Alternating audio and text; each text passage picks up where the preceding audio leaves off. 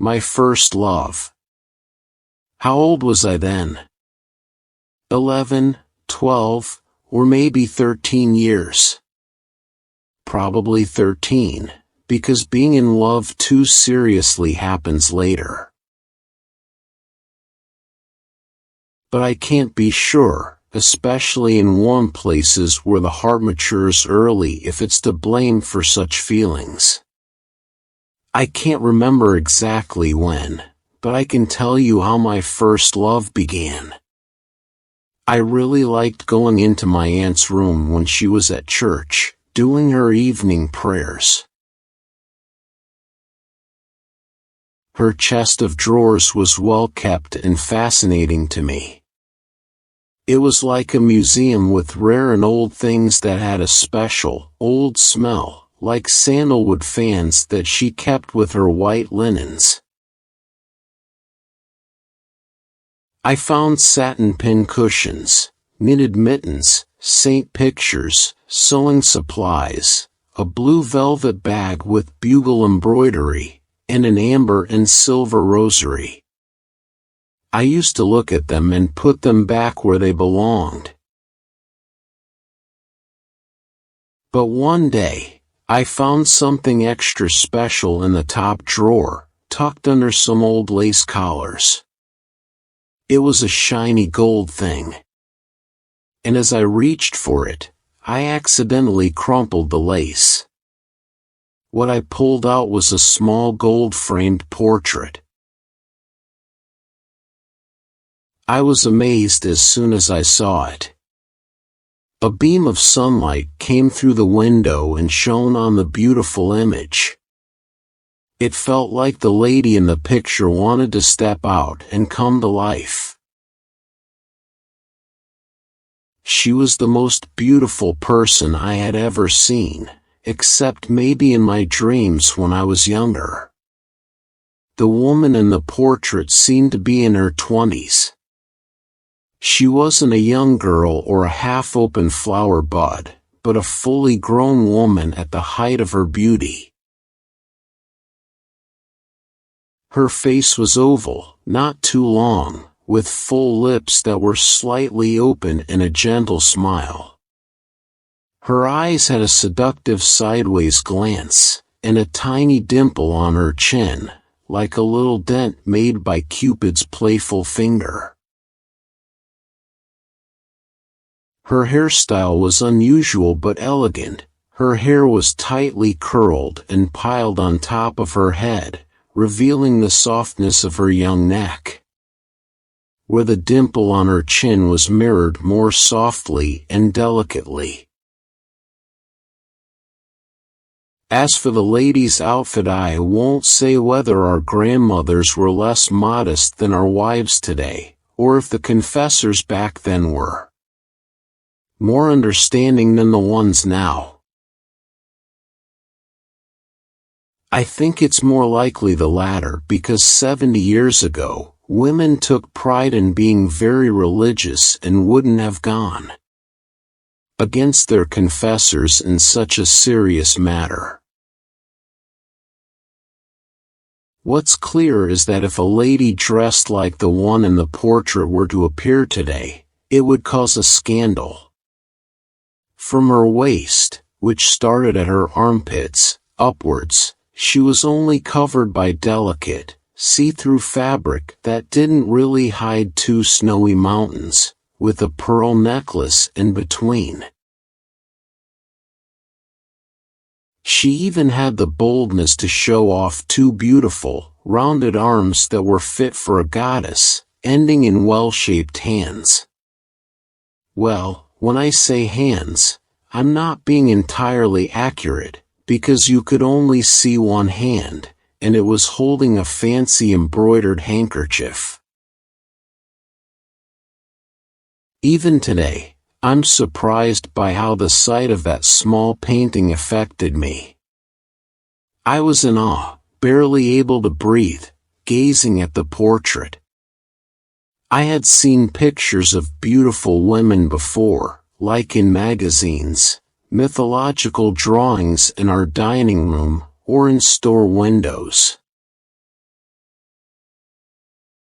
Sometimes a lovely face or a graceful figure would catch my early artistic eye. But the miniature I found in my aunt's drawer, besides being incredibly beautiful, felt like it was alive with a subtle, lifelike quality. It didn't seem like a painter's whim, it felt like a real person made of flesh and blood.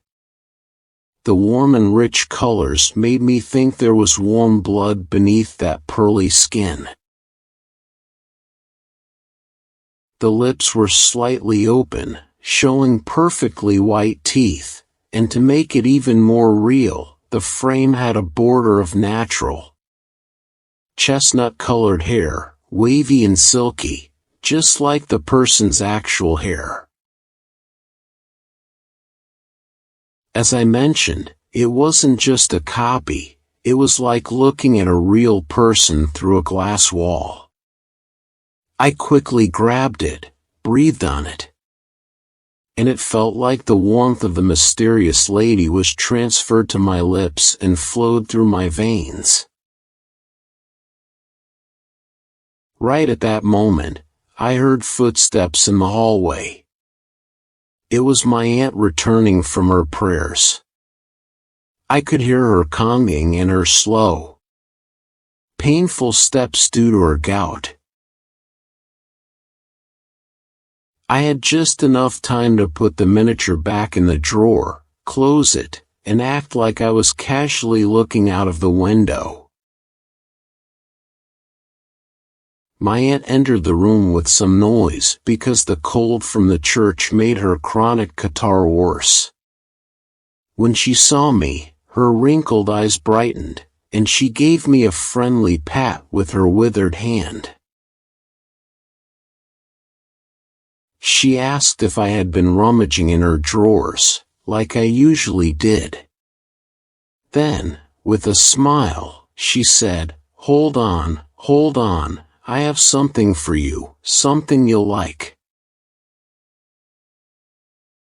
She took a paper hag out of her big pocket, and from the bag, she pulled out 3 or 4 gum candies stuck together in a lump, which made me feel queasy. My aunt's appearance didn't make me want to open my mouth and eat those sweets. The passing years, her missing teeth, her very dim eyes, the tiny mustache or bristles growing around her sunken mouth, which was 3 inches wide, her dull gray hair stacking up over her pale temples, and her flabby, purplish neck that looked like a turkey's waddle when it's in a good mood. In short, I didn't take the candies. Yuck! A strong feeling of not wanting to eat them and a sense of protest came over me, and I said firmly, "I don't want them, I don't want them." "You don't want them?" What a surprise! "You're usually as hungry as a cat," my aunt said. "I'm not a little boy," I said, standing up straight and on my tiptoes. "I don't like sweets." My aunt looked at me, part good-naturedly and part teasingly. Eventually, she couldn't help but burst into laughter, which made her look pretty strange and revealed the strange look of her jaws. She laughed so hard that her chin and nose almost met, hiding her lips and making her wrinkles and lines on her cheeks and eyelids more pronounced. At the same time, her head and body shook from laughing, and her cough started to interrupt her laughter. She couldn't control it, and she ended up accidentally spitting on my face while laughing. I felt embarrassed and disgusted, so I quickly left and went to my mother's room to wash my face with soap and water. Then, I started thinking about the lady in the portrait. From that day and hour, I couldn't stop thinking about her. Whenever my aunt left the house, I would sneak into her room, open the drawer, take out the miniature, and get lost in looking at it. I stared at it so much that I imagined her dreamy eyes, hidden behind her long eyelashes, were locked onto mine, and her white chest was rising in portrait, thinking she might not like it, so I only pressed it against my heart or held it to my cheek. Everything I did and thought revolved around the lady. I treated her with extraordinary politeness and carefulness. Before going into my aunt's room and opening the desired drawer, I would wash, comb my hair, and make myself look nice, just like you're supposed to before meeting someone you love. I often ran into other boys my age on the street who were proud of having a crush and would show me love letters, photos, and flowers. They'd ask me if I had a sweetheart to correspond with. I felt inexplicably bashful and could only respond with a mysterious and haughty smile. When they asked me about the beauty of their sweethearts, I'd shrug my shoulders and call their crushes ugly. One Sunday, I went to play at the house of some girl cousins who were quite pretty. The oldest was not even 15. We were having fun looking at a stereoscope when one of the younger girls, who was maybe 12 years old, secretly took my hand. She was blushing like a red-hot coal and whispered in my ear, "Take this." At the same time, she placed something soft and fresh in my hand, which I saw was a rosebud with its green leaves. The little girl ran away, smiling and casting a sideways glance at me. But I shouted in return, "Take this." And I threw the rosebud at her nose, which upset her and made her moody with me for the whole afternoon. She still hasn't forgiven me for it, even though she's married and has 3 children. The 2 or 3 hours my aunt spent at church every morning and evening weren't enough for me to admire the captivating portrait. So, I finally decided to keep the miniature in my pocket and spent the whole day avoiding people as if I had committed a crime. I believed that the portrait, even through the fabric of my pocket, could see everything I did. I took this to such an extreme that if I wanted to scratch an itch, pull up my sock, or do anything not in line with my pure love, I would first take out the miniature, put it somewhere safe, and then do what I needed to do. In fact, once I had stolen the portrait, there was no limit to my strange behavior. At night I'd hide it under my pillow and sleep in a defensive posture. The portrait stayed against the wall, while I was on the outside. I'd wake up countless times, worried that someone might steal my treasure. Finally, I'd pull it from under the pillow and slip it between my nightshirt, leaving an imprint of the frame for the next day. The touch of the beloved miniature gave me delightful dreams. The lady from the portrait, not as a picture but in her real size and form, lively, graceful, friendly, and beautiful, would come to me and take me to her palace on a fast and flying train. She would gently make me sit at her feet, pass her beautifully shaped hand over my head, caress my forehead, my eyes, and my loose curls. I'd read to her from a big book or play the lute, and she would smile, thanking me for the pleasure my reading and music gave her. My brain overflowed with romantic memories, and sometimes I was a page, and other time a troubadour.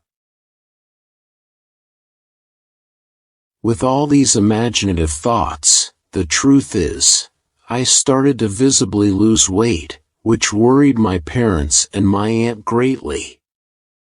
In this dangerous and critical age of growing up, everything is a cause for concern, my father, who read medical books, would say. He closely examined my dark eyelids, my dull eyes, my tight and pale lips, and above all, my complete lack of appetite. "Play, my boy, eat, my boy," he'd tell me, but I would reply sadly, "I don't feel like it." They started talking about finding distractions for me, offered to take me to the theater, and even stopped my studies. They gave me foaming fresh milk to drink and poured cold water over my head and back to strengthen my nerves. I noticed that my father, at the dinner table or in the mornings when I went to say good morning to him, would stare at me for a while and sometime run his hand down my spine, feeling the vertebrae.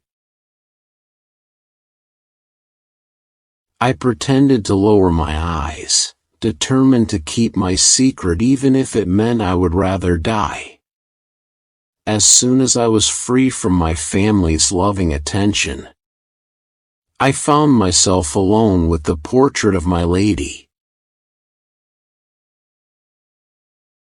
I finally decided to get closer to her by removing the cold glass that separated us.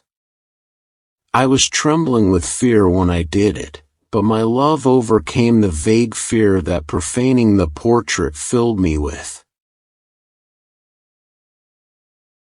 With careful skill, I managed to take away the glass and expose the ivory plate. As I pressed my lips to the painting, I could smell the faint fragrance of the natural hair border. I imagined even more vividly that I was holding a living person in my trembling hands. A feeling of weakness overcame me, and I fainted on the sofa, still clutching the miniature. When I woke up, I saw my father, mother, and aunt all bending over me with worry on their faces. My father was checking my pulse, shaking his head, and saying, "His pulse is very weak, it's barely there." My aunt, with her bony fingers, tried to take the portrait from me, and I instinctively held onto it tighter. "But, dear boy, let go. You're smudging it," she cried. "I'm not scolding you, dear. I'll show it to you as often as you like, but don't damage it. Let go, you're hurting it. Let him keep it," my mother implored. "The boy isn't well." Of all the things to ask, the old maid, my aunt, said, "Let him have it. Who could paint another like this or make me look as I did back then? Nowadays, no one paints miniatures anymore. It's a thing of the past. And I'm also a thing of the past, and I'm not what's shown there." I was horrified, and my fingers released their grip on the picture. I didn't know how to say it, but somehow I managed to utter, "You, the portrait is you? Do you not think I look as lovely now, my boy?" Bah! People look better at 23 than at, well, I can't even remember how old I am. In any case, my father lifted me onto the bed and made me drink a few spoonfuls of port wine. I recovered quickly and never wanted to enter my aunt's room again.